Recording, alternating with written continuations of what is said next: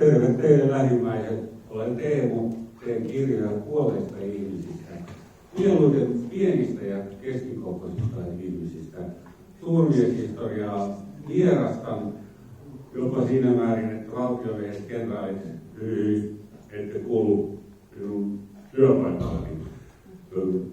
Aina olen samastunut mieluummin vaikka 1700-luvun seksuaalirikoksiin kuin presidentteihin, jotka patsastelevat ja ratsastelevat kansakunnan kaapin päällä, niin kuin olisivat parempia meitä tavallisia puolalaisia, vaikka yhtä lailla äitinsä koulusta syntyvät paljaina poikina ja tyttöjä.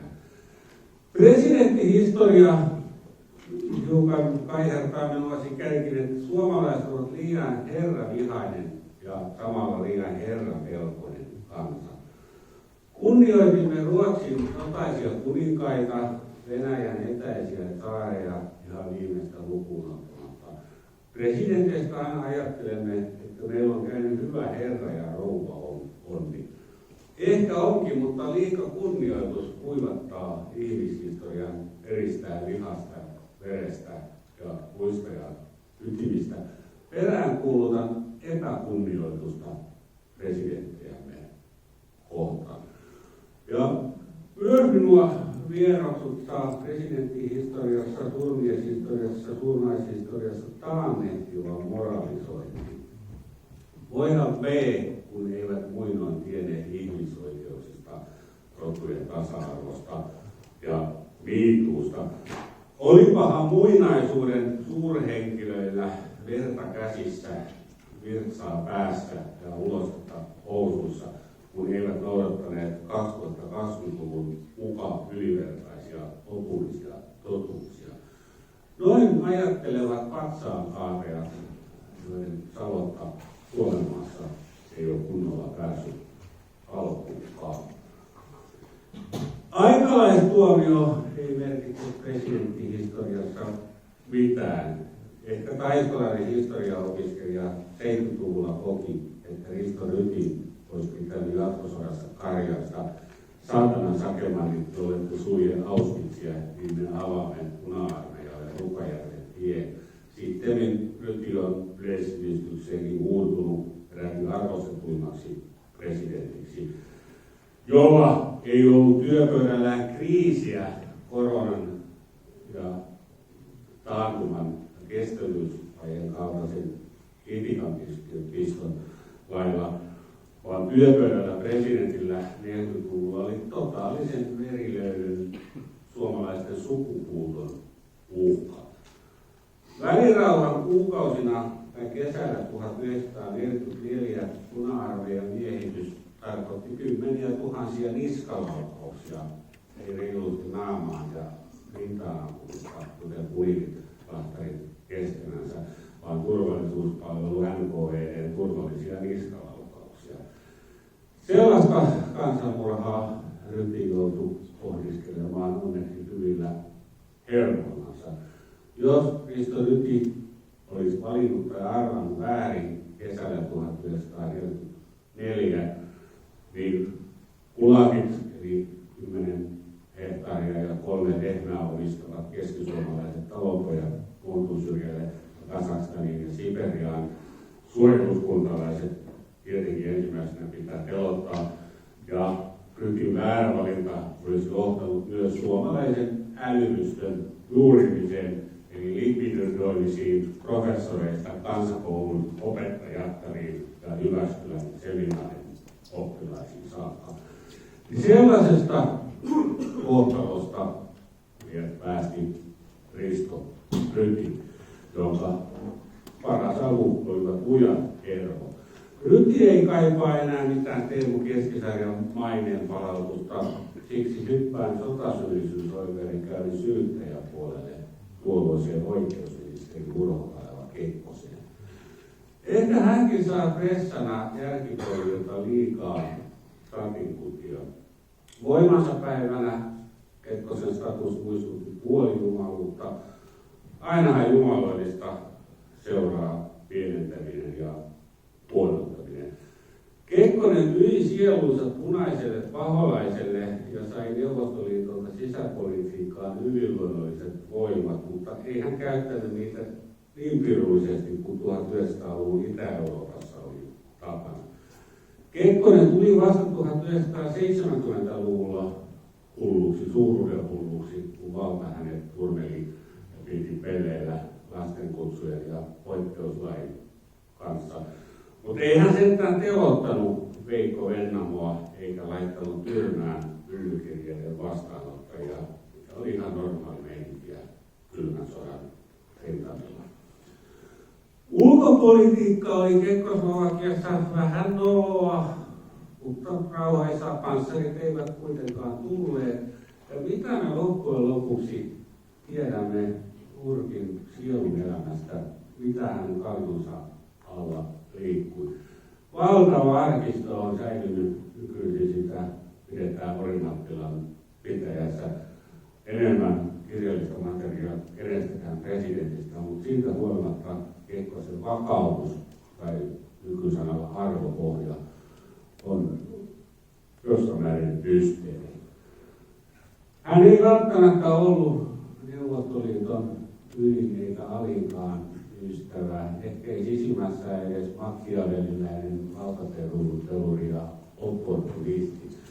Minä luulen, että Kekkosen dementoitulla noissa päänukissa koko ajan säilyy nuoruuden muistot hyvässä merkityksessä. Hän oli etsivän keskuspoliisin mies 1930-luvulle asti akateemisen Karjala-seuran aktiivi, sinivalkoinen nuori pilkotti takinkääntöjenkin alta. Ja luulen, että sisimmässään vihas ryssiä ja joukkuja. Ja jossain määrin häpesi sitä, että on joutunut 40-luvulta kuolemaansa saakka heidän kanssansa vehtaamaan.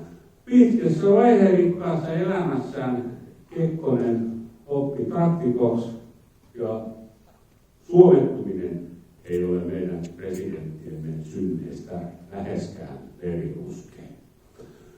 Mitä sitten on presidenttien synneistä veriruskeen vähän yli 100 vuodessa, vaan laajentaisinko kysymystä jopa valtionpäämiehiin monen 100 vuoden kaudelle? No, Kekkonen itse kuvitteellisesti on vastannut tuohon kysymykseen. Kirjailija Paavo Haavikko kirjoitti kuolemaan tekevälle Kekkoselle haamunmuistelmat, jos Kekkosta kuka hautaan saakka vainoavat vuoden 1918 muistot. Kekkonen oli Haminan valleella pelottamassa enemmän tai vähemmän viattomia punaisia. En minä usko, että hän koko maan urankoa murehti mies, joka oli kokenut sota-ajan ja 95 000 suomalaisen sotilaan kaatumisen vaikka kai rintamalle. Kekkonen oli vuonna 18 vasta 17-vuotias koulupoika Kaijaanista. Veljensota ei ollut hänen vikansa. Kyllä hän käsitti, että paljon viisaammatkin miehet kiihottuivat ja tyydyttyvät tuolloin kansanruvun tyyliä vastaan.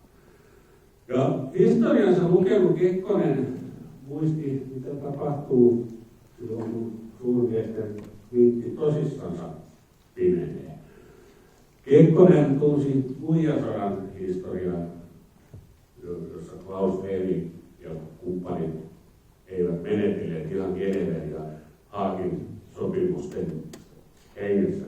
Mutta en etsi pahimpia luurankoja ilkeämpiä temppuja rahvaalle kautta aikaan 1500-luvulta asti, vaan pysyn presidenteissä. Yllättävän vähin moitteen ja toruin on vuoden 1918 riennoista selvinnyt Behring Svinhufvud. Sanoin heti kärkeen, että minulla ei ole mitään Ukko-Pekkaa vastaan. Olen joskus saanut Svinhufvudin säätiön palkinnonkin.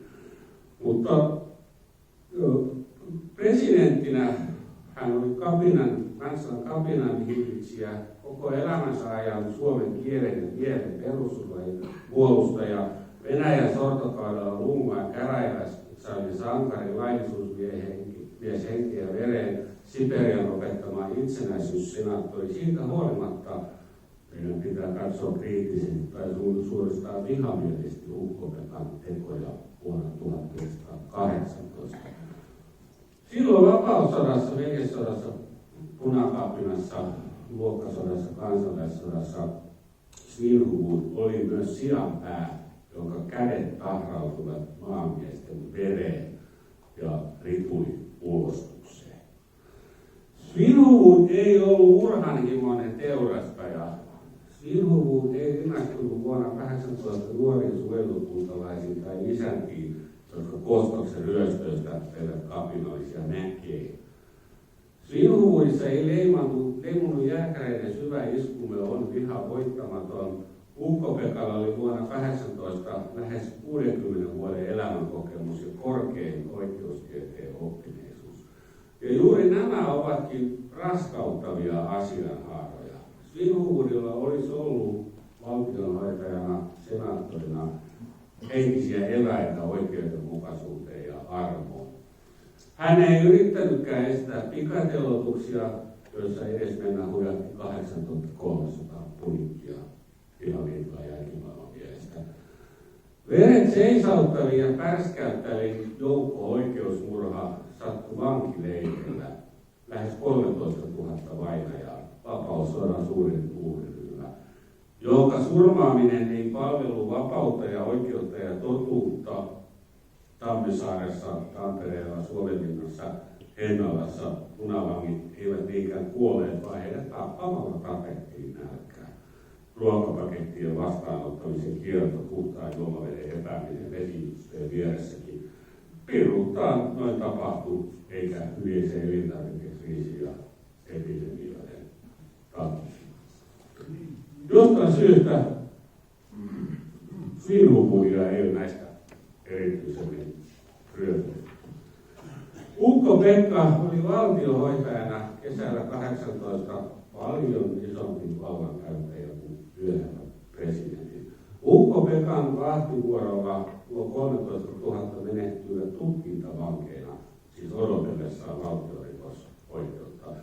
Ukko-Pekka ja muut Valko-Suomen napamiehet päättivät, että ei päästetä kotipitäjiä ehdonalaiseen, vaan laitetaan leirille Piikkilannan taakse koko massa. Ja nälkä ja taudit eivät yhtään erotelleet syyllisiä päälliköitä syntymistä siviilipakolaisesta, repikääkä siitä legalismin perinnettä. Ehkä Ukko-Pekan mielenmaisemaa heijastaa sekin, että hänen poikansa oli Lahdessa mukana suurimmissa naisten teloituksissa. Nälkiinnytys ei sattunut yhtenä kiimaisena kevätyönä, vaan monen kuukauden mittaan syksyyn saakka, kunnes ulkovallat protestoivat, että jo riittää. Voisi kysyä, että miten meni omasta mielestä Ukko-Pekka, eikö oikeustajua siinä yhtään kolkuttanut. Mutta en langeta taannehtivia rangaistuksia historian tuomioistuimessa, ainoastaan ihmishistoriallisesti ihmettelen, että mikä niksahti periaatteessa niin viisaan päänupin sisällä. Svinhufvud oli sikamaisempi kuin K.J. Ståhlberg, ehkä aliarvostetuin presidentti, aikalainen ja melkein ikätoveri, joka heti vuonna 18 tai viimeistään vuonna 19 varustautui hengen aseella rakentamaan tasavaltaa, siltaa ja sovintoa. Ståhlberg, joka on perustuslakimme isä ja horjumaton tasavaltalainen niinä kuukausina, kun esimerkiksi Paasikivi kaikessa kaukoviisaudessaan rohkuttaa Suomen saksalaista kuningasta. Ståhlbergin patsaan edessä pitää syvää kumartaa. Hänestä ei keksi kummoisia luurakojakaan. Paasikivi oli patologinen punikkien vihaaja vielä tuolloin. 20-30-luvulla hän oli liike-elämässä niin luonnonvikainen esimies, että Kansallispankki tilasi Paasikiville mielentilatutkimusta, kunnes keksi siivoman tavan siirtää syrjään. Ja kuitenkin myöhemmillä suorituksillaan diplomatiassa ja valtiomiehuudessa Paasikivi ansaitsi glooriansa. Kunnioitan siis Svinhufvudia ja Paasikiveä, mutta valkopesu ei ole koskaan oikein tapa osoittaa kunnioitusta. Kansakunnan kaapin päällä Suomessa, kuten muuallakin, hahmoilee epätäydellisiä mahtajia, joille sattuu hyviä päiviä, huonoja päiviä, hyviä vuosia ja huonoja vuosia. Niin on aina ollut ja niin on aina oleva. Sitten kun patsaiden villitys rantautuu Suomeen, yksi kohde on ylitse muiden. Maansaukkahan se siellä Kiasman edustalla ylittää nimitkonsa Mannerheimin tien ihmisvilinää. Suurin suomalainen, fyysisestikin 1,95 senttinen jättiläinen, päätä pidempi 1800-luvun kitukasvus ja nälkäväitelijöitä, jotka samassa äänestyksessä kisasivat. Carl Gustaf Emil Mannerheimista on 600 elämäkertaa, ei kukaan ihminen niin monen laulun arvoinen.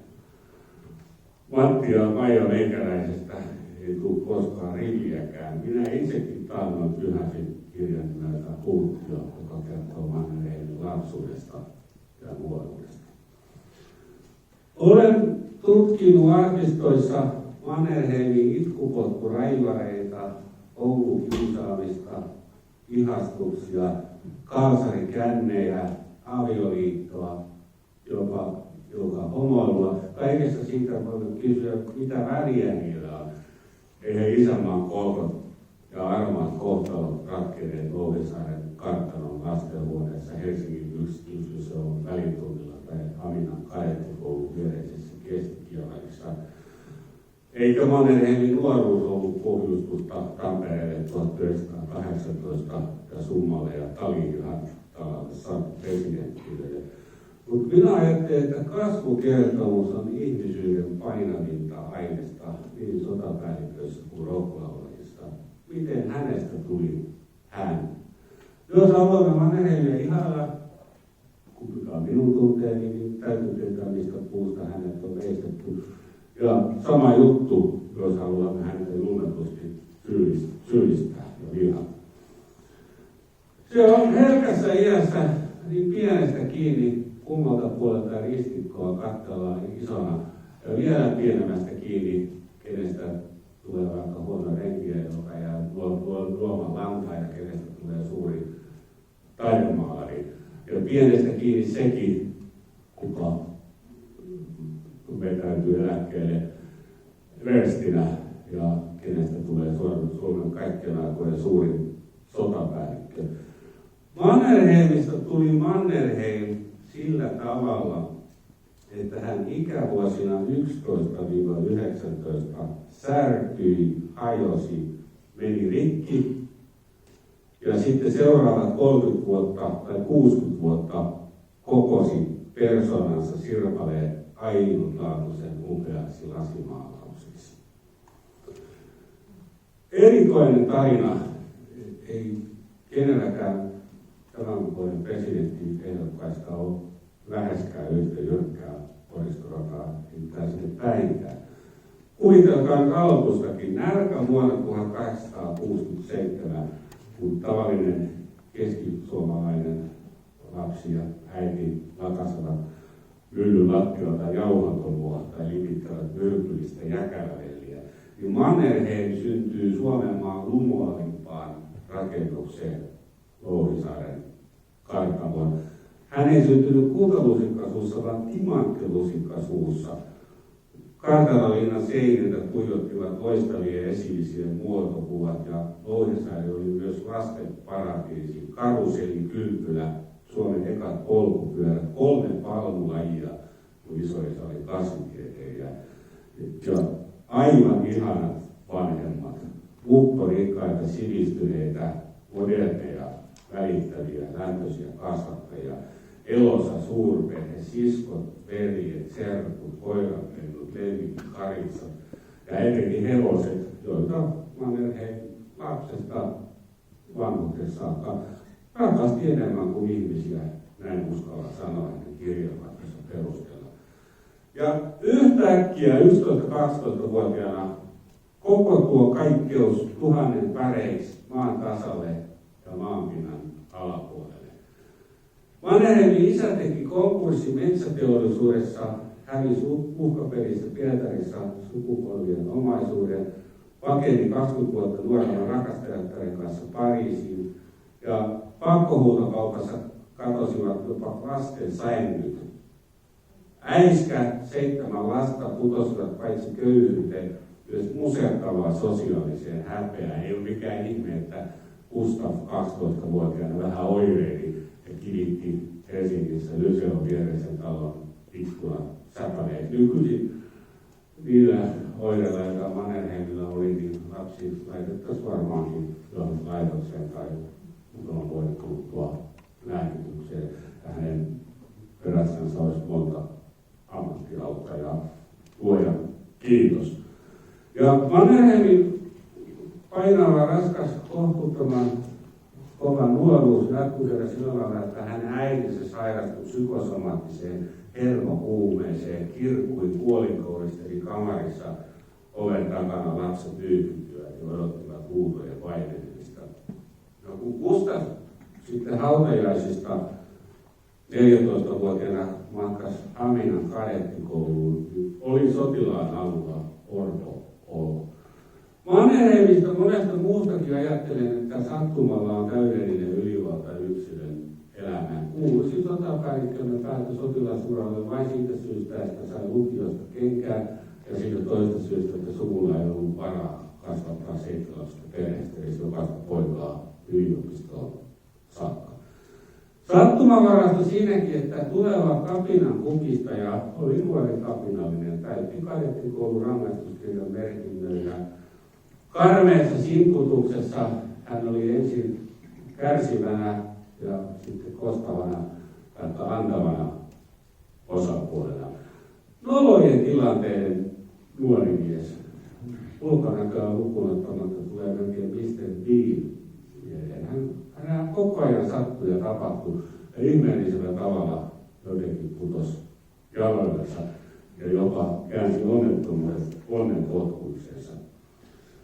Mannerheimin tiellä Kiasman edessä olisi jonkun muun patsas ja ehkä Suomen kohtalo olisi muutoinkin menee toisella tavalla, ellei 18-vuotias Mannerheim pääsiäisenä 1886 yllätysten yönä olisi puntiksella juonut itsensä sikahumalan ja herännyt aamulla väärästä vuoteesta ja saanut kenkää Haminan kadettikoulusta. Nuo potkut Haminasta olivat Mannerheimin elämän suurin onnenpotku. Hän itsekin sanoi, että jos olisin opiskellut Haminassa ja 3 vuotta loppuun saakka, niin minusta olisi tullut isona Heinolan postimestari. Kuten monet siviiliuralle yleissivistä sotilaskoulutuksen jälkeen päätyivätkin. Mutta Mannerheim pääsi Haminan häväistyksen jälkeen Pietariin eliittikouluun. Sukulaiset oli pakko maksaa, ovet eivät enää Suomessa auenneet. Hän löysi itsensä Pietarissa marmoripalatsien loiskeessa ja pääsi opiskelemaan esimerkiksi hippologiaa, joka 1800-luvun lopulla oli hevossotilastiede tuulitunnelissa. Katsottiin puuhevosilla, missä kulmassa kannattaa ratsastaa. Pietarissa toisin kuin muhjuisessa Suomessa osattiin antaa arvoa Mannerheimin uskomattoman upealle ulkonäölle ja itsevarmalle olemukselle. Pietarissa Mannerheim löysi myös rikkaan muijan, jota ilman ei mitään mahdollisuutta Chevalier-kaartissa luoda uraa, kun pitää omakustanteisesti hankkia 7 univormua, 5 hevosta ja 2 miespalvelijaa. Pietarissa Mannerheim oppi erinäisiä ihmissuhdetaitoja, kuten sen, että hän ryssi vaimonsa Anastasia Arakovan omaisuuden, tuhosi maanviljelyksen suomalaisen pitäjän kokoisilla tiloilla ja juopotteli vuoras, pelasi vielä enemmän kuin sellainen kaartin raskaan edustusvelvollisuuden vaativat.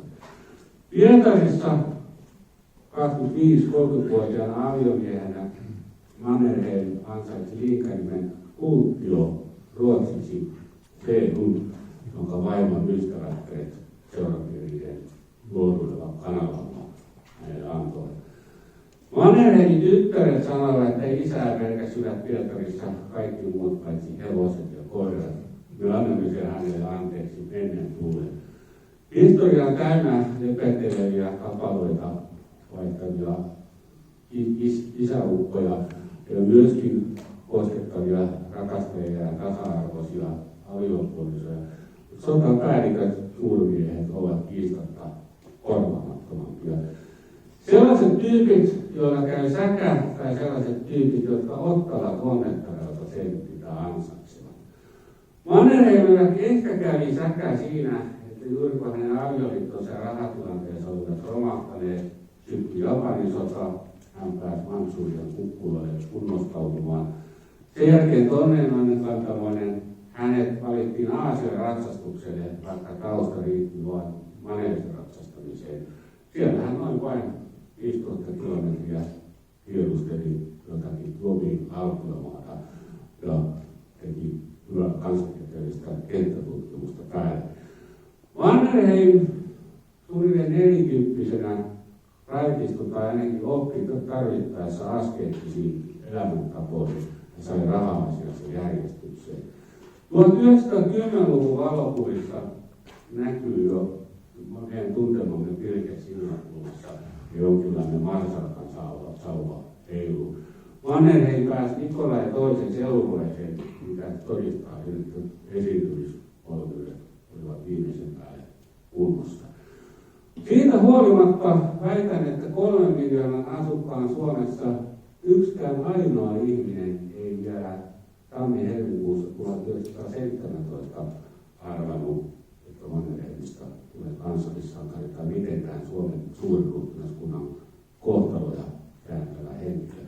Hän oli vain yksi monista korkeista tsaariupseereista, lähinnä tunnettu mielenkiintoisen näytelmäkirjailija ja liikemies isänsä poikana, mutta ei mitenkään muuten Suomen otsikoissa. Mannerheim oli vuoteen 1917 tultaessa palvellut 25 vuotta Venäjää, joka oli hänen isänmaansa.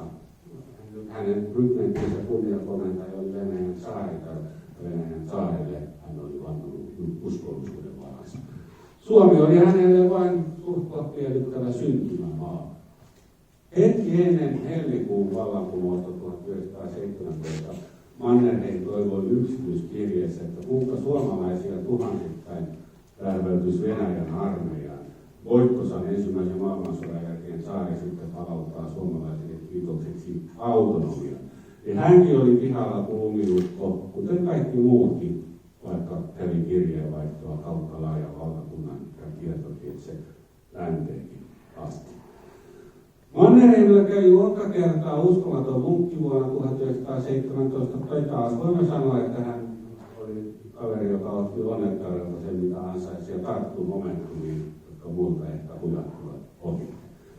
Juuri kun Venäjän armeijan sotilaat tekivät kapinan ja pakottivat upseerit olemaan saappaitansa ja telottivat heitä, Mannerheim järjesti itseänsä ratsastusonnettomuuteen, pääsi pois rintamalta ja uudessa hotellissa kala-aterian jälkeen katsoi Mustalle merelle ja mietti, että mitä minun pitäisi 50-vuotiaana elämälläni tehdä.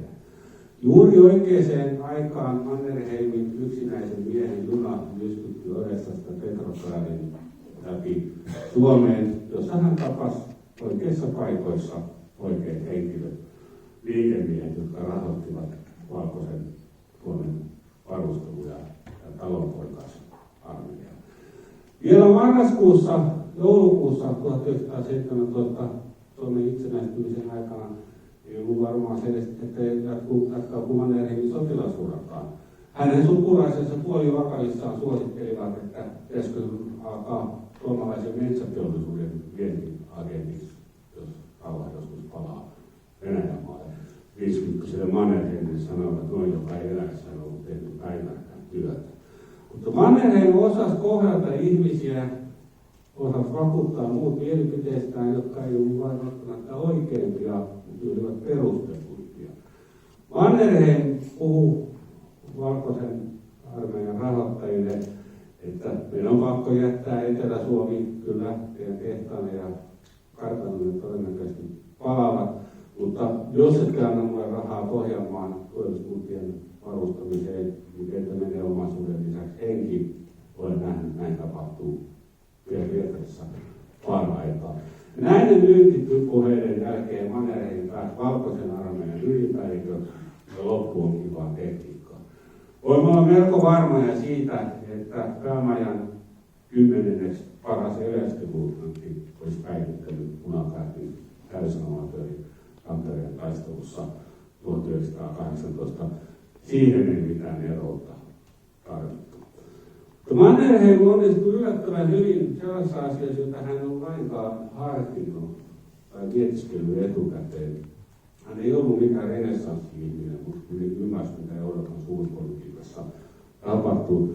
Mannerheimin osa-ansiota on se, että Suomesta ei ainakaan kokonaan tullut Saksan keisarikunnan vasallivaltiota kesällä 1918. Kaikkein eniten ihailen Mannerheimissa sitä, että hän oli myöhäinen kukoistaja, tiedetty jalkapallotermi, mutta sopii myös politiikkaan ja sotapolitiikkaan. Mannerheim ei esittänyt mitään kovin ihmeellistä ennen 50 ikävuotta, mutta sen jälkeen hän osoitti uskomatonta oppimiskykyä, omaksumiskykyä ja mukautumiskykyä. Mies oli taustaltansa chevalier-kaartilainen, uskollinen saarin alamainen ylhäisaatelin jäsen ja yhtäkkiä opettelee puhumaan vaikeaa suomen kieltä, siis 50-vuotiaana ja ottaa vastaan pohjalaisten talonpoikien Karvala-lähetystöjä. Ja nolojen tilanteiden mies, joka oli häpäissyt 10 kertaa itsensä naisilla ja viinalla ja vähän miehilläkin tilannut uransa ja elämänsä, melkein ruuvasi korkin kiinni, tai ei ruuvannut korkea kiinni, vaan opetteli sivistyneeksi kohtuukäyttäjäksi omien ryyppyjensä ylipäälliköksi 50-vuotiaana. Suomen itsenäistymisen jälkeen Mannerheimille ei ole tiedossa mitään humalaisia häväistyksiä. Ja naisasioissakin hän piti itsensä järjestyksessä. Sigmund Freudin mukaan ihmistä ajalla 2 viettiä, sukuviettiä ja halu olla suuri. Ja Mannerheim asetti aina sen suurena olemisen halun etusijalle. Ja miten ihmeen hyvin Mannerheim kehittykää vielä yli 70-vuotiaana iässä, jossa kaikki nykyihmiset on saneerattu pois joukkoliikenteestä. Hän kuitenkin 30-luvun lopussa ymmärsi jotain ilma-aseesta, betonipunkkereista, panssareista, tai jos ei ymmärtänyt, niin osasi valita päämajassa poikien alaiset kuhunkin tehtävän. Jatkosodan päämajassa hän luotti kummallisia johtajaoppeja ja jonkinlaisella menestyksekkäällä työpaikkakiusaamisella piti kurissa kenraalissa, jotka kaikki halusivat kakkosmieheksi yhden ylijumalan alaisuuteen. Mannerheim on minusta loistava särmikäs suurmies, jota suomalaiset on paljon helpompi ihata kuin jotain siltosta patsasta. Klassisen kerrontatekniikan mukaan tarinalla alku, keskikohta ja loppu. Ja Suomen historiassa ensimmäistä sanaa ei sanota Helsingissä, Vaasassa tai Tampereella 1918. Pikemminkin se sanotaan Tukholmassa tai Sarajevossa 1914. Olkoon Mannerheim suurin suomalainen, mutta eniten Suomen itsenäistymiseen vaikuttanut ihmisyksilö on nimeltään Gavrilo Princip. Ilman Sarajevon laukauksia kesäkuussa 1914 ja ilman sitä sattumaa, että Frans Ferdinandin autokuljettaja kääntyi väärin umpikujaan, Suomi ei millään ilveellä voinut itsenäistyä 150 miljoonan asukkaan hampaisilasti militarisoituneesta Venäjän imperiumista. Ainakin itsenäisyyspäivänne olisi joku muu kuin 6. joulukuuta.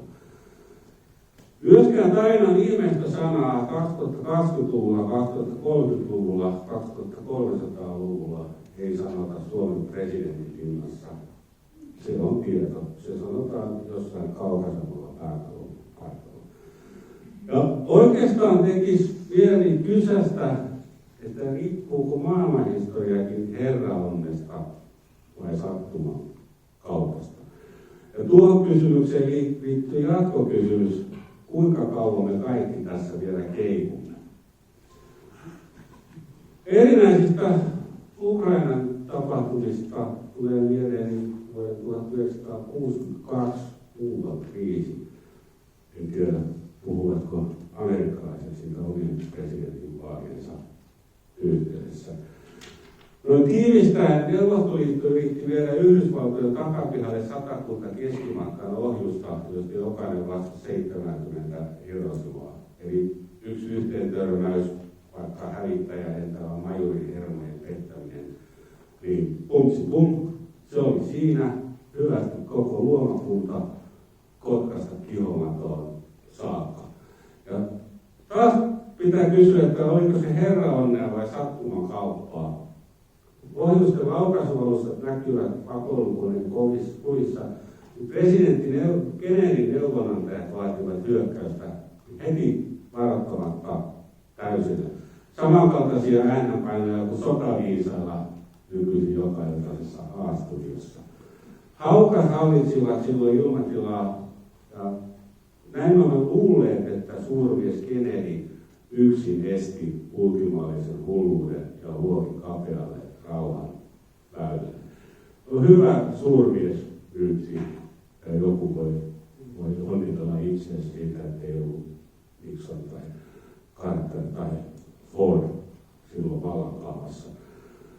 Historioitsijat ovat siis kiittäneet Kennedyn malttia, mutta sitten kun arkistot 2000-luvulla aukesivat, paljastui nauhoitteista aivan sattumanvarainen sekamelska. Tiedämme nyt, että myös Kennedy yllättyi housut kintuissa, eikä sepaluksen napittamiseen ollut mitään ideaa. Siellä Yhdysvaltain sotaviisaat Situation Roomissa pohtivat, että pommitammeko Kuuban Tuusan nuuskaksi vai vallotammeko maihin nousulla. Joku sanoi nauhoitteiden mukaan, että Mr. President, se on helkkarin vaarallista, kun Kuubassa oli tuhansia neuvostosotilaita, varmaan ketjureaktio Havannaan iskeminen on melkein sama asia kuin Moskovaan iskeminen, ja vähintäänkin joukot laittavat Euroopassa tankit liikkeelle tai laukaisivat ydinohjuksia.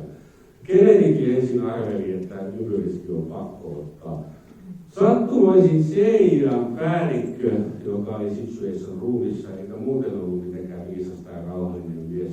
Hän oli taustaa laivan varustuksesta, ja hän veti pihasta sellaisen asian, että merisaatto on parempi, vesillä ei saatu sekunnissa nokkakoreita. Vähän aikaa keskustella neuvottajien kanssa. Ydinsota ei tullut, vaan tuli kompromissi. Se oli myös Nikita Hrutšovin ansiota. Hän oli brutaali moukko, arvaamaton kaveri, mutta toimi vastuullisesti siinä tiukimmassa paikassa. Maailma pelastui sillä kertaa. Minkä verran voimme kylmän sodan ja monien kuumien sotien perusteella luottaa maailman suurmiesten täysjärkisyyteen? Minun mielestä se on tosi vähäisen. Ehkä Suomen historian tärkein sitaatti ja ajankohtaisin sitaatti on peräisin I.K. Paasikiveltä kesällä 1939. Paasikivi oli Tukholman lähettiläänä, ei mitenkään merkittävässä asemassa, mutta kuitenkin hyvällä suurpolitiikasta. Ja hän kävi kirjeenvaihtoa vanhan kaverinsa, sosiaalidemokraatti Raino Tannerin kanssa. Olivat yhdessä solmineet Arto Rauhan Suomen eduksi 20 vuotta sitten ja kaikki puolin luottamuksellista tekstiä. Niin Raino Tanner kirjoitti Paasikivelle, että eihän maailma nyt vuonna 1939 tai 40-luvulla niin hulluus voi tulla, että uusi maailmansota syntyisi. Kyllähän suurmiehet sen verran käsittää, että ei järki ole maailmasta voida kadota. Niin Paasikivi vastasi hänelle melkein raivoissaan, vaikka kirjeestä oli kyse, että sinä Väinö, joka on 40 vuotta seurannut tämä maailman menoa, että miten voit sanoa jotain typerää, koska sinä olet maailmassa nähnyt järjen vallitsevan. Ja kysynkin teiltä jyväskyläläiset ja perussuomalaiset, oletteko nähneet 2010-2020-luvulla järjen vallitseva ja luuletteko, että maailma ei voi vielä hullummaksi tehdä? Historiasta on vaikea oppia mitään, vaikka historia ehkä säteilee sydämen sivistystä. Oikeastaan ainoa varma neuvo menneisyydestä kumpujen työstä on se, että kädet ristiin ja rukoiltaan korkeamman kaitsemusta sekä Suomelle että maapallolle. Kiitos. Kysymyksiin vastaväitteisiin on hyvin aikaa. Mitä mieltä sä oot? Olisiko aika Risto Rytin kohdalta niin hakea sotasyyllistyystuomion purkamista? Turhaa. Hän on saanut ansaitsemansa kunnian korkojen kerran ja tuli suuri suomalainen äänestyksessä muistaakseni viidenneksi. Ja hiukan meidän pitää ymmärtää myös hänen syyttäjiänsä ja tuomareitansa. Vaikka sotasyyllisyystuomiot olivat aivan oikeusvaltion vastaisia ja kaikin puolin perkeleistä. Niin Suomi oli kuitenkin ainoa toisen maailmansodan häviäjämaa, jossa niin sanottuja väitettyjä sotasyyllisille ei hirveästi eikä telotettu. Siis katsotaanpa, kysykääpä, miten kävi Unkarin ja Romanian ja niille valtion päämiehiä, jotka jäivät joukkueen käsiin tai länsiliittoutuneet käsiin. Homma olisi voinut mennä vieläkin. Miten näet sen, että miksi nämä Suomen ensimmäiset presidentinvaalit voitti Ståhlberg eikä Mannerheim? Ja jos Mannerheim olisi voittanut, niin minkälaisen suunnan Suomi olisi ottanut siitä? Muistaakseni ekat vaalit, onko lukuva yleisessä aukko, mutta taisi olla, että eduskunta valitsi Ståhlbergin. Ja se on kanssa yksi kohtalainen hetki kesä 1919. Mannerheim olisi halunnut Suomen hyökkäävän valkokenraali Judelitsin kanssa Petrogradin eli Pietarin kukistamaan bolshevikkeja. Ja Ståhlbergin tasavaltalainen rauhanmies esti sen. Historioitsijat ovat yleensä olleet sitä mieltä, että tuo hyökkäys Pietarin oli ihan hullu käsittämätön riski ja ei siitä olisi mitään tullut. Mutta tiedä häntä. Puna-armeija oli ihan tuhon partaalla ja Venäjä koetteli nälänhätä ja julta sisäisiä ulkoisia vihollisia kaikkialla.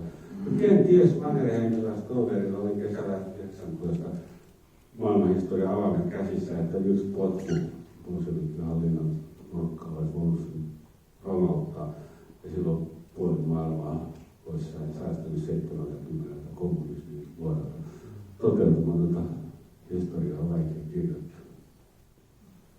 Siellä. Tämä ei ole varsinaisesti kysymys, sellainen pieni yksityiskohta, että tuo kommentti siitä valtiomiesten järjettömyydestä niin ei ole varmaan ainoastaan Paasikiven tullut, koska me on kuullut saman jutun funktionaalisesti samanlaisena jollakin Ruotsin 1600-luvun valmiilta omalle pojalleen. Axel Oxenstierna, kansleri, sanoi Gustav II Adolfille, jota valmiisi ja kasvatti, että vuoropoika sen tietäisi, miten lähellä järjellä maailmaa hallitaan. Se on kyllä Pohjolan historian pätevyyttiä sitaattia. Juurikin tämä. Ole hyvä.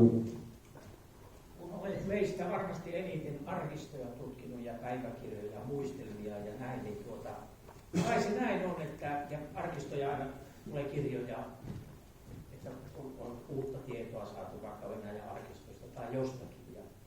Ja kai se näin on, että ne on pakko ottaa toteena.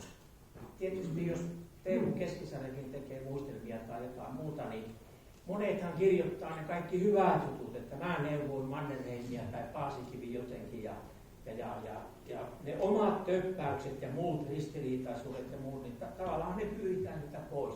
Niin varmasti moni tekee, mutta sä kun luet arkistoja, niin että sä voi niitä kyseenalaistaa. Sä arvelet, että tämä on totta ja kestää vaikka missä totuudessa sitten. Että, vai onko siinä mitään ristiriitaa? Ja kun aina vaikka sananmohia tai mitään tulee, niin uusia tietoja jostakin arkistoista, tai vaikka Hitlerin muistelmat tai mitkä hyvänsä, niin eihän siellä mitään löydy niitä, mitä karmeuksia on tehty ja muuta. Ne on niin kuin pyyhitty pois. tässä varmaan venäläiset on ollut oikein tosi mestareita. Historian kirjoituksen yksi ongelma on, että ehkä tuhannesosa tai miljoonasosa tapahtumista jättää kirjallisia tai audiovisuaalisia lähteitä. Kuuban kriisin situation room on poikkeus. Yleensä ei ole kuin toisen käden tietoja enemmän tai vähemmän puolueellisia muistelmia. Ja mitä varhemmas sotahistoriaan mennään, niin sitä toivottomampi tilanne.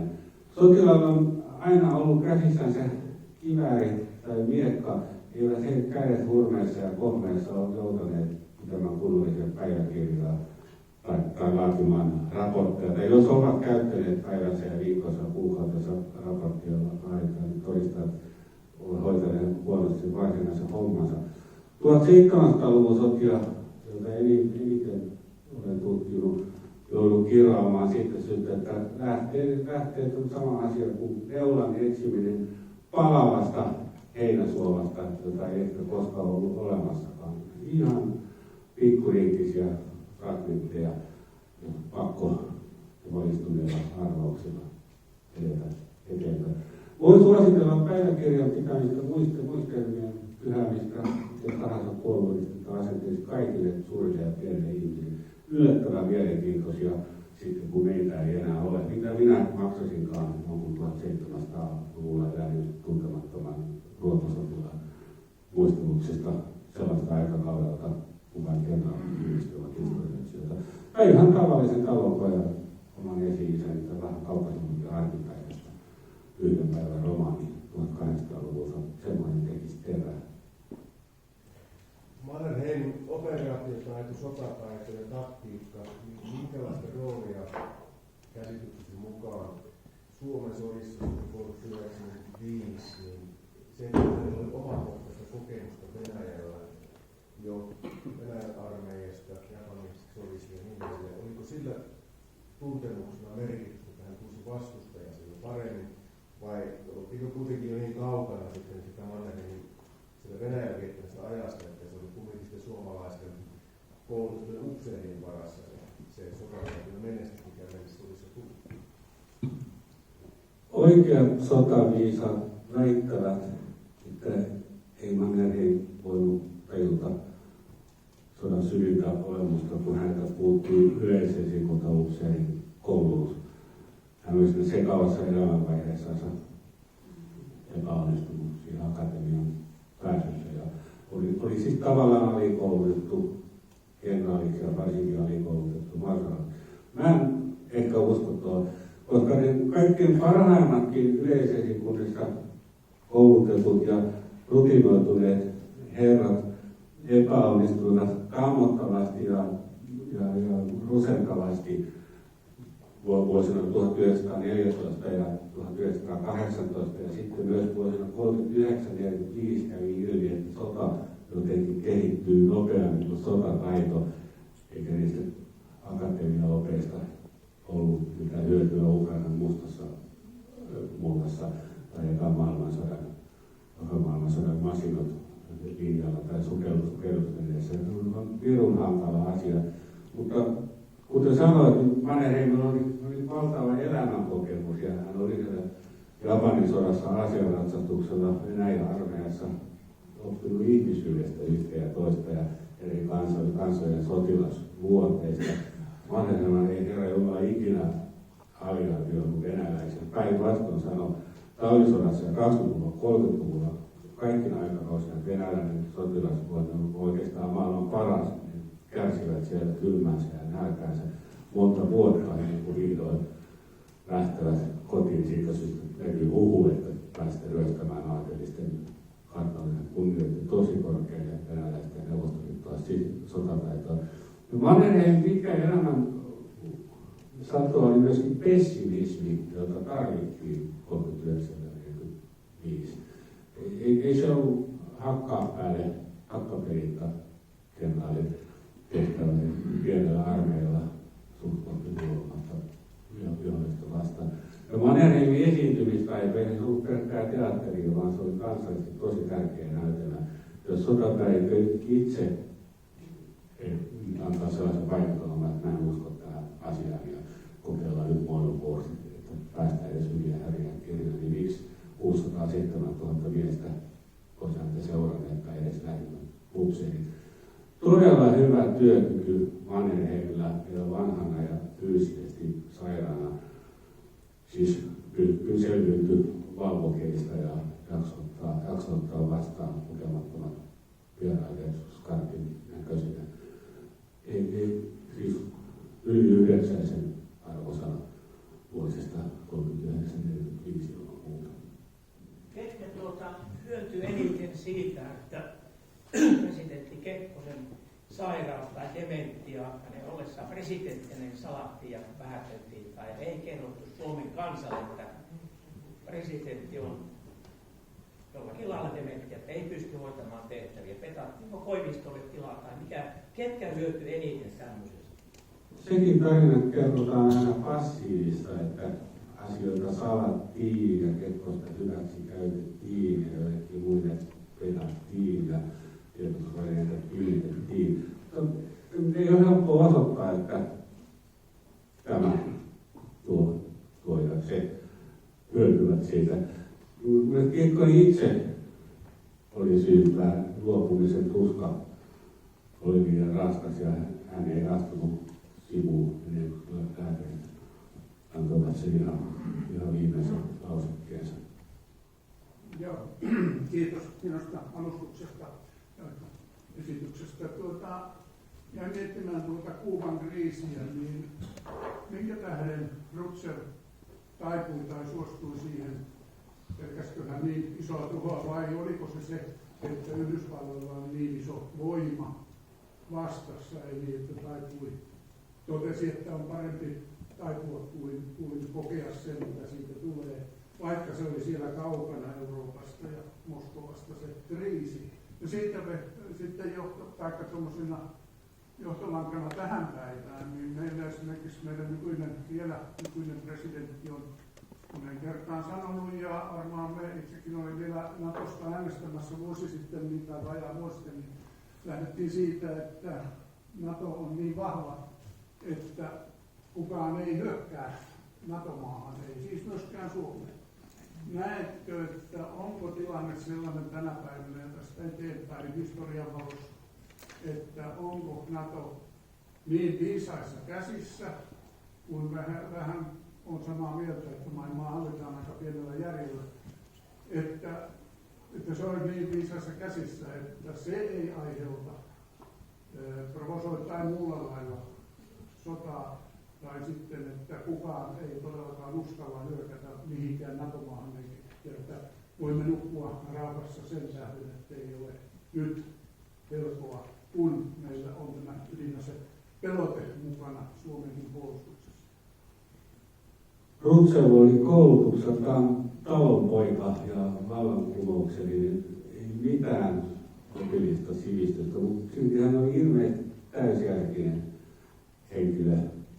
Kokemusta oli niin vainot ja ollut niissä mukanakin, mutta sen jälkeen siis myöntänyt erehdyksensä tai koko Neuvostoliiton kulujen. Rutger esitti Kuuban kriisin ainoa mahdollisen ratkaisun Yhdysvallat poistaa Turkista ohjuksensa, niin Neuvostoliitto ei vie omiansa Kuubaan. Sillä tavalla se piti mennäkin. Ja paljon oli siis yksilöstä kiinni. Kun esimerkiksi 70-luvulla Neuvostoliiton politbyro ja 80-luvun alussa ne oli kaikki senileukkoja. Se ei ollut harvaa valta, vaan se oli vanhain valta. Siis ihmiset suurin piirtein lokakuun vallankumouksessa 17 ansiolla on päässyt Kremliin päättämään ydinaseista. Mutta Rutgerilla oli vielä jotenkin tilanne hallustansa. On aivan kamalaa ajatella, siis tällä hetkellä sekä Bidenin että Trumpin ikää ja sitä kuntoa. Että tutisella muumio pystyy nykyisin pitämään jotenkin esityskelpoisena lääkäreiden joukko.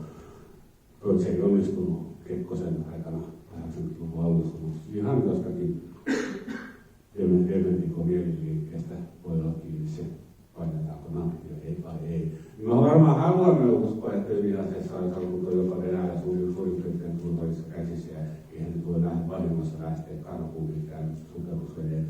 Mun mielestä historioitsijat tai sotatieteilijät ovat nykyisin jopa vähentyneet Stanley Kubrickin, tohtori Autoliakin elokuvan ajatusmaailma, jos kaikki on siis ihan pelkkää kaavasta ja kukaan ei tiedä mitään. Ja 400 ihmiset voi hoitaa sotilasvirkojansa 10 vuotta, jotta kukaan huomaa mitään. Mä kysyn vielä viimeisen kysymyksen. Oliko näin, että Ryti ja Paasikivi, tai ainakin Ryti 44, oli sitä mieltä, että 420 000 karjalaista on parempi, että ne jäävät paikoilleen, niitä ei lähdetä evakuoimaan ja näin päin pois? Sä oot tutkinut arkistoja, niin tiedät sen. Paasikivi, pätevä talousmies, oli talvisodan lopulla sitä mieltä, että ei mitään mahdollisuutta ottaa karjalaisia vastaan, jääkööt sinne. Mutta ensinnäkään karjalaiset eivät halunneet jäädä, ja mikä tärkeimpää, Neuvostoliitto ei suostunut ottamaan siirtoväkeä niskoillensa. Heillä oli kädet täynnä vähemmistökansallisuuksia uusilla ja vanhoilla rajoilla, ja jopa niiden likvidoimisesta tai Siperian purkaamisesta olisi koitunut turhaa vaivaa. Hyvin poikkeuksellinen väestönsiirto tuossa laajuudessa. Odotusarvo maailmanhistorian perusteella oli jäävät sinne niin kuin Ruotsin ja Venäjänkin päivänä tietyissä muissa. Tässä yksi upseeri minulle tuossa silloin, kun näitä 2015 30 000 muslimimiestä tuli Suomeen, niin totesi, että meillähän on kokemusta, että on 420 000 evakkua karjalaista tuotu Suomeen, niin kyllähän 30 000 nuorta jätkääkin tänne asutetaan. Mitä ajattelet? Onko kadettikoulu mennyt hukkaan? Entinen Moskovan suurlähettiläs Talvitie sanoi minulle, että Suomessa on maailmanhistorian parhaat pakolaiset, jotka eivät joutuneet tumput suorissa kököttämään lehdillä, vaan pääsivät kiinni vaikka sitten kylmään maahan uuden elämän alkuun. Karjalaisten kotiseuturakkaus, kotiseutuympäys kaunistui ja laustui kaihoksi ja luultavasti aika harvan karjalaisen tai petsamolaisen, ulkosaaralaisen loppuelämää myrkytti katkeruus Neuvostoliittoa kohtaan, vaikka se oli täysin oikeutettu. Harmillista, että tuota oppia ei mitenkään voi siirtää nykymaailmaan palestiinalaisiin tai irakilaisiin afgaaneihin. Olkaamme kuitenkin sitä ylpeitä, että karjalaiset ovat maailmanhistorian parhaat menestyneet pakolaiset. Näinhän on laskettu, että karjalaisten keskitulot, vaikka he menettivät suurin piirtein kaikkeensa, ei 50-60-luvulla ole muuta väestöä alhaisemmat, vaan päinvastoin korkeammat. Ja yhdessäkään sijoituspiteessä karjalaiset eivät muodostuneet taakaksi, vaan päinvastoin ne ruotsalaiset arikkopiteet, jotka kieltäytyvät vastaanottamasta evakkoja, niin köyhtyivät ja myöskin henkisesti käpertyivät uhrioksi. Kiitoksia. Erikoisesti kysymys on vastaus, niin siihen kadettikouluun olen käynyt. Tässä on hyvä esimerkki siitä, että kadettikoulu ei kouluta yhteiskuntatieteilijöitä, vaan ainakin sotatieteilijöitä. Ja kyllä ne henkilöskoulu on käynyt, niin olen ehkä parempi siinä PST-kohtainen kouluttajana, kun kansaa, miten Suomeen otetaan maailmaa. Vielä sotatieteen maisteria, kyllä se on pakko sisällyttää vähän laajemminkin muuta kuin Joo, kuulostaa kyllä mielenkiintoista poikkeuksellisesti. Ensimmäinen maailmansodan aika suomalaisia oli Saarin armeijassa vapaaehtoisena. Sitten oli toisella puolella jääkäriliikkeen kautta alkavan sen. Mutta sinänsähän Suomella oli silloin Saarin aikaan, suomalaisethan oli vapautettu asepalveluksesta. Mistä tämä vapauttaminen johtui? Oliko se siitä autonomiasta vai minkä takia, kun siellä on Tataarin armeija ja muuta? Vai oliko suomalaiset niin epäluotettavia?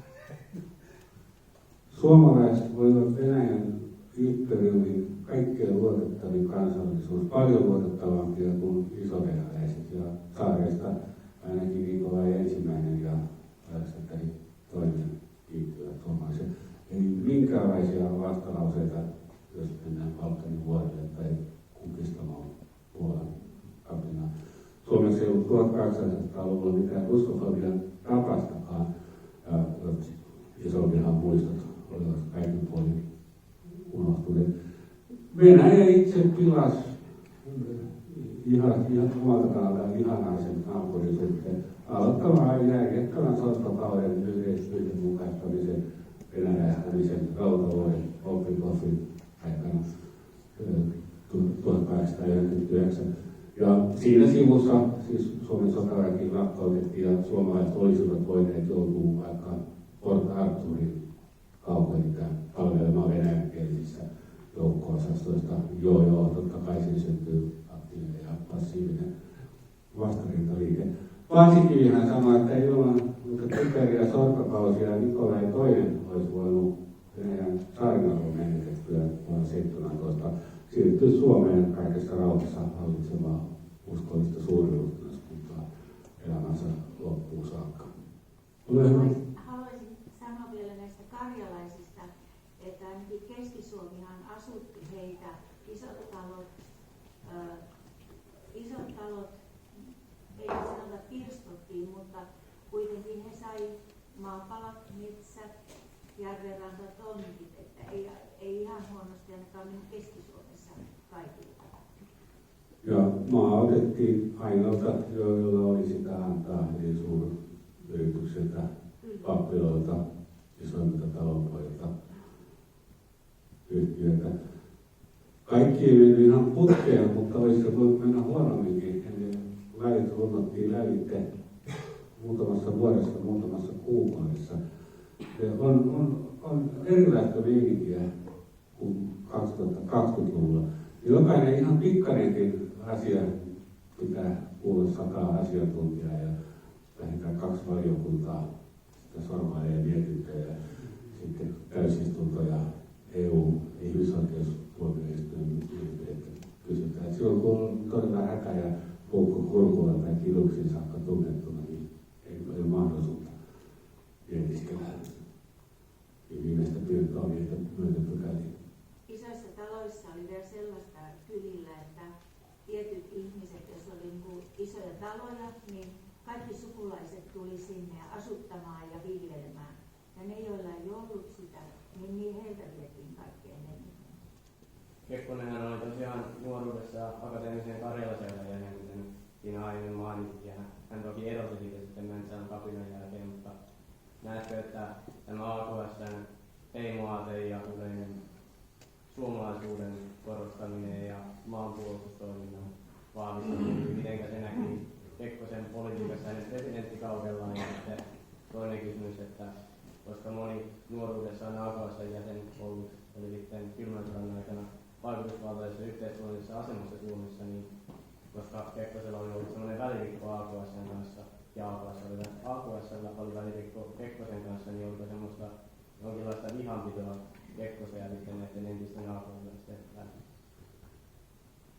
Akateeminen Karjalaseura oli erinomaisen toimelias ja ajatteltaan jokseenkin jalo yhteisö, joka joutui huonoon maineeseen eräin 30-luvun töppäystänsä takia ja viimeistään siksi, että Suomi hävisi toisen maailmansodan. AKS yhdisti 1920-luvun Suomen nuorison koko parhaimmiston. Heimoatiin vainoa AKS jo ennen punamultaa ainakin tavoitteli kansan yhdentämistä ja vuoden 18 haavojen hoitamista. Ja tuo pahamainen Suur-Suomi-aate oli hyvin kamala Levenstraumin ja punaisen imperiumin maailmanpalossa. Mitä pahaa siinä on noin yleisyydestä ajatellen, jos joku Repola ja Porajärvi kuuluvat Suomen tasavaltaan? No Itä-Karjala ja Aunosen vielä eivät kuuluneet Suomeen historiallisesti tai ehkä taloudellisesti maantieteellisestikään. Mutta mihin ne sitten kuuluvat? Suur-Suomen kanssa kilpaileva aate oli Suur-Neuvostoliitto. Ei silläkään ollut mitään historiallista oikeutusta runovaltajien erämaissa. Minusta Suur-Suomen aatteessa ei ollut mitään muuta vikaa kuin se, että se meni sotilaallisesti viikakkoon ja rahkeet eivät riittäneet syksyllä 1941. rakentamista. Siellä. Tuosta karjalaisen siirtyvän asuttamisesta ja muutenkin, kun rintamamiehille sitten sotin jälkeen annettiin näitä pientiloja, niin eikö tässä pientilallisten kanssa käynyt sitten niin, että syntyi sotin jälkeen aikapommi, joka lähti sitten vuosikymmenien saatossa sitten purkautumaan siinä aika pahoin seuraavasti. Kyllä talousviisaat 40-luvun lopulla tiesivät, että tulevaisuus on kaupungistumissa ja teollisuudessa, mutta maan nälkäiset sotilaat palasivat rintamalle, jokaisella oli pakko antaa jokin mökki ja metsäpalsta, ettei heistä tule kommunisteja. Ja lähihistoriasta tiedettiin, että 1920-luvun maareformit, 10 000, 100 000 pientilallisten luokan synty oli aivan varmasti pelastanut Suomen itsenäisyyden. Ei mäkitupalaiset ja torpparit ja muonamiehet talvisodassa olisi asettuneet valkoisen Suomen taakse. Niin pidettiin yhteiskunnallisesti välttämättömänä, että jokainen omistaa jotakin, vaikka se omistus muuttuu arvottomaksi. Ja tavallaan ehkä olivat oikeassakin. Siis omistaminen, yksityisomaisuuden suoja on kaiken A ja O. Ja ehkä Venäjälläkin meni 1990-luvun talousuudistuksesta pieleen oli se, että he eivät jakaneet maitansa ja mittaamattomia metsiänsä yksityisille alamaisille, joista omistamisen myötä olisi voinut kehittyä kansalaisia ja vastuullisempia ihmisiä. Suomi selvisi talvisodasta muutamaa päivää ennen silloin maaliskuun 13. päivä, jos olisi jatkettu, niin kaikki olisi murtunut. Menee joku aikaa, niin tulee jatkosota. Ja eikö tehdä Suur-Suomi siitä, otetaan 1500 kilometriä rajoja lisää ja vaihtokauppaa sitten, kun rahaa tulee, tai että rauha tulee. En mä tiedä, kyllä sanot, että se on hyvin, mutta pakko se on laittaa, että suurin muna, mitä ikinä tehtiin, että lähdettiin Suur-Suomeen tekemään, oli sitten Mannerheim tai Kyti tai kuka siinä oli, niin miten Suomi just selvisi talvisodasta, niin eikö oteta vaan, mennään sitten vaikka Uralille asti? Paasikyvi sanoi, että jatkosota oli kostosota ja hyvityssota. Ihan kelvollisia nimityksiä. Karjala takaisin korkojen kerran, kun 25 000 suomalaista oli menestynyt talvisodassa aivan uskomattomassa kansainvälisen oikeuden loukkauksessa, niin hyvä vaan, jos neuvostomaan Savilettiläinen pystyttäisiin nujertamaan niin, että se ei siitä notkosta nouse ikinä. Ja kyllähän suurin osa lännen ja puolueettomien maiden sotaviisaista kesällä 1941 usko siihen, että Neuvostoliitto on kaput. Neuvosto sitten vaan yllätti hämmästyttävällä sitkeydellänsä, kuten se valitettavasti on Ukrainan sodassa. Natsien kanssa piti kättä ylös sillä lähellä Pietaria, mutta sitä päivää ei ikinä tullut, silloin lähti kaikki. Toisen maailmansodan itärintama ei ollut hyvän ja pahan välisen taistelun, vaan kahden yhtä ison pahan välisen taistelun. Sekä Hitleriin että Stalinin verrattuna Piru ja Beelzebub olivat hyviä järkiä. Joo, nyt kun ollaan täällä perussuomalaisten tilaisuudessa, niin ja kun sinäkin kehut tätä Karjalan evakkoja tänne tuloa ja muuta, niin mä oon odottanut, että milloin te nostatte sen Vennamon sille alustalla, mikä sen kuuluu, kuka hoiti tämän homman ja teki viimeiset päälle. Ja tiedän paljon tapauksia, että hän on ihan ratkaiseva ihminen, mutta siitä ei vaan puhu. Kyllä Vennamo loi maineensa asutushallituksessa ja siitä käsittääkseni sai ansaitsemansa lahjan. Oli nimensanansa. Tämä aseveljeilys Saksan kanssa kiinnostaa, että mistä se lähti liikkeelle ja niin, sitten lupaa tiedetään, mihin se loppui, mutta mistä johti silloin.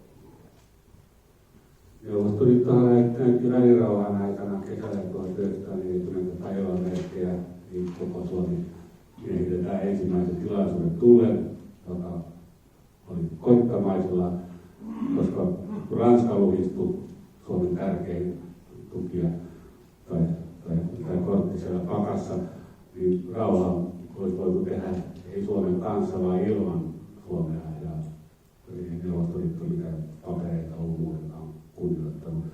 Tuossa tilanteessa luojan kiitos Suomi onnistui lähettämään Saksaan ja ainoa se auttavan käteen. Ja Saksa sitten hautasi velkaantumissopimuksen, johon sekin oli vain tilapäisistä ja taktisista syistä suostunut elokuussa 1939 ennen Puolan hyökkäystä. Niin eikö siis Suomi lähetti jo ennen maailmansotia Saksaan upseereita opiskelemaan sotatieteitä, että olihan Suomella ja Saksalla pitkä historia ennen toista maailmansotaa. Kyllä vaan. Valkoiset upseerit opiskeli Saksassa. Ja kolmas valtakunta oli ennen talvisotaa ollut olemassa vasta 6 vuotta. Siinä vaiheessa Hitler oli murhannut 20 000 juutalaista, verratkaen, että Neuvostoliitto oli teurastanut ehkä 7 miljoonaa omaa kansalaistaan Ukrainan Holodomorissa ja puhdistuksissa mukaan lukien 25 000 suomalaista emigranttikommunistia. Niin tuommoisen matematiikan perusteella suomalaiset vertailivat kahta pahaa keskenänsä. Ja natsien ihailusta, natsien sympatisoimisesta, todellisesta tai kuvittelusta puhumme, niin muistakaa, että Saksa oli paljon muutakin kuin natsit. Saksa oli paljon muutakin kuin apuvuonna 1918. Saksa oli tieteen, taiteen, kulttuurin suurvalta, vetänyt enimmät Nobelit ja suomalaisten erittäin hyvä kauppakumppani ajasta saakka suomalaisten yleisin vieras kieli. Eli mitä ihmettä Suomen sivistyneistä yleensä kirjoilla sanomalehtiä, mutta mukaankin pitivät Saksaa arvossa ainakin enemmän kuin Neuvostoliitto. Joo, jatkosodasta, että mitkä oli Suomen vaihtoehdot ylipäätään niin kuin näille, että ottaa nämä linjat haltuun. Että tässä on semmoinen, kun Saksahan painosti Suomeen kuitenkin, että he olisivat tulleet sitten Etelä-Suomesta auttamaan. Eli Mannerheim ihan fiksusti kuitenkin estetään asian, että luotetaan itse nämä linjat, mitkä silloin otettiin jatkosodan aikana. Ja mikä oli Mannerheimin suhtautuminen saksalaisiin? Mannerheimin suhtautuminen saksalaisiin oli vähän nuiva ensimmäisen maailmansodan kokemusten takia, eikä tullut jääkäritaustaisten kaupsereiden kanssa aina toimimaan. Mannerheim oli rationalisti ja realisti. Että hän käsitti, että mikään maa ei Suomelle tyrkytä liittolaisuutta ilmaiseksi. Sillä on aina käypä hinta ja sillä on aina kova hinta. Mitä mieltä olet Kekkosen ajamasta ulkopolitiikasta itänaapurin kanssa? On sitä hyvin paljon arvosteltu, mutta toimiko hän olosuhteiden pakosta vai oliko hän luontaisesti myötämielinen Neuvostoliiton suhteen? Kaikki ei mennyt tyylikkäästi. Mannerheim sanoi, että puhtaan asian puolesta, Kekkosen oli aseet. Kuitenkin tärkeintä, että panssarit eivät yrittäneet Suomeen eikä rauha ollut vakavasti uhattunakaan. Ulkopoliittinen havaistus ja sisäpolitiikan märänäisyys, korruptoiminen, mikä on juttu. Voi just antaa anteeksi, kun katsoo, että Suomi sentään oli juuri rautaesimerkiksi kuin paremmalla puolella. Kekkosta ohjasi alusta saakka, siis myöskin oman edun tavoittelu, sehän on luontaista valtiomiehille, suurmiehille, ei siinä mitään. Miten sä koet sillä historiallisen Eugen Schumannin Bobrikovin ampumisen? Onko sitä niin kuin siloteltu historiassa, suurenneltu osuutta Suomen itsenäisyyteen vai vähätelty? Kun Gavrilo Princip oli eniten Suomen itsenäistymiseen vaikuttanut ihminen, niin Eugen Schumann oli luultavasti eniten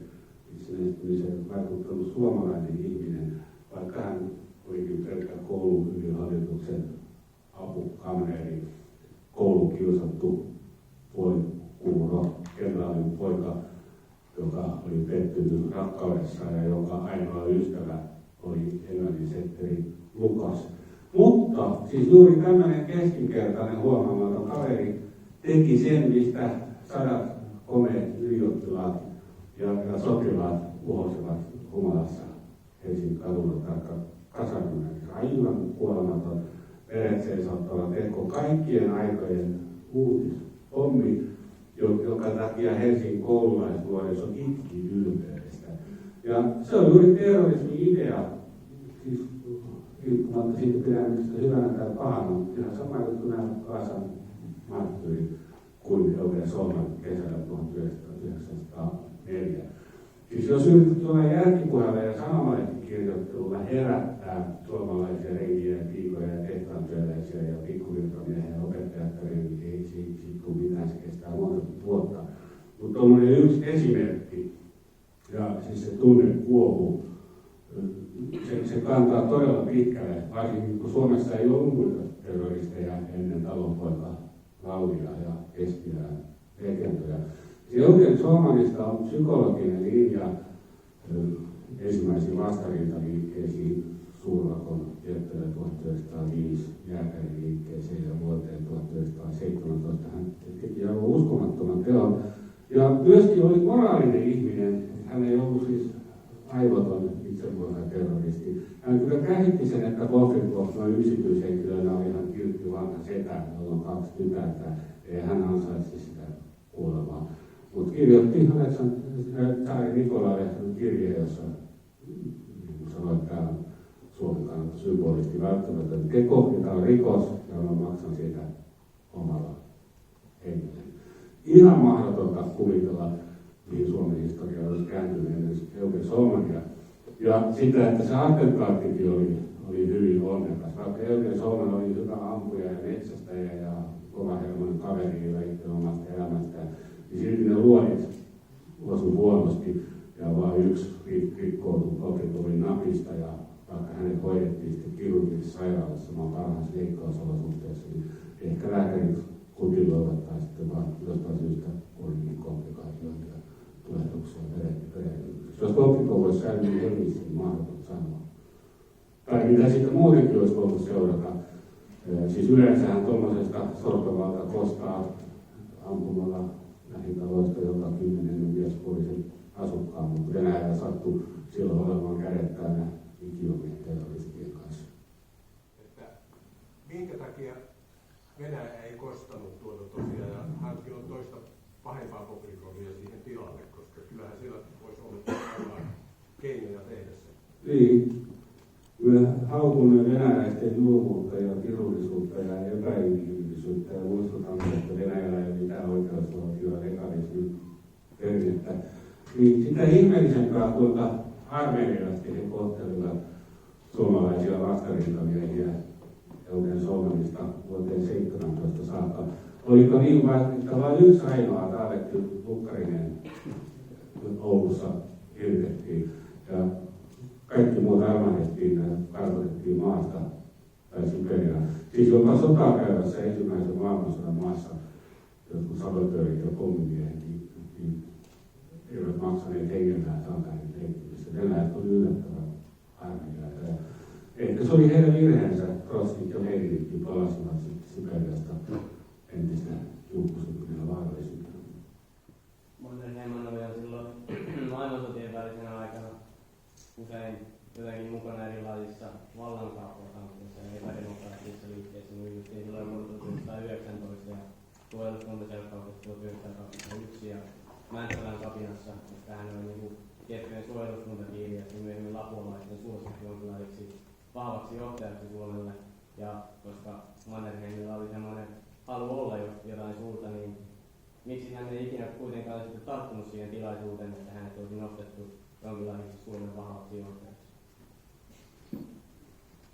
Vihtori Kosola ja Koon valennus olivat armottomia alkoholisteja, jonka ihmistyyppi Mannerheim tunsi omistakin kipeistä kokemuksista. Ei sellaisten kanssa kannata lähteä talonpoikaismarssimaan tai edes kabineteissa juomittelemaan.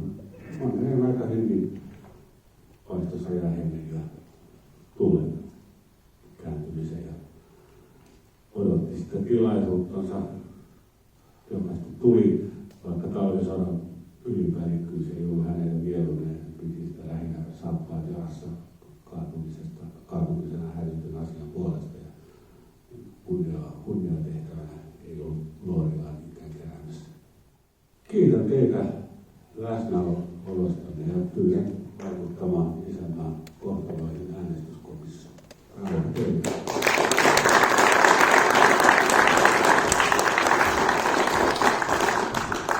Loppukevennyksenä, jos teitä pyydetään opetusministeriksi, niin lähdetään mukaan. Teillä on siihen hyvä edellytys. Kiitos.